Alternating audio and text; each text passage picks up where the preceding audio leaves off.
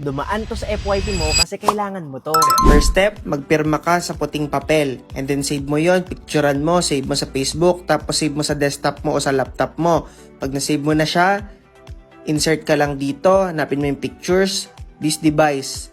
Tapos hanapin mo na siya sa folder mo. Sa akin, ito, nilagay ko siya sa desktop. Click OK mo. So magre-reflect dito yung picture na pinicturean mo, yung pirma na nasa puting papel.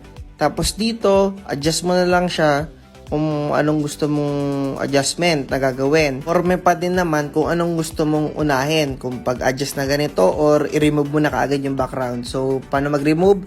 Click mo lang yan. So, dito pwede ka mamili i-manual or automatic. Kapag gusto mo automatic na lang, keep changes na lang. So, ganyan yung maging resulta. Tapos, drag mo na lang siya. So, ganun lang siya kadali. Basic na basic.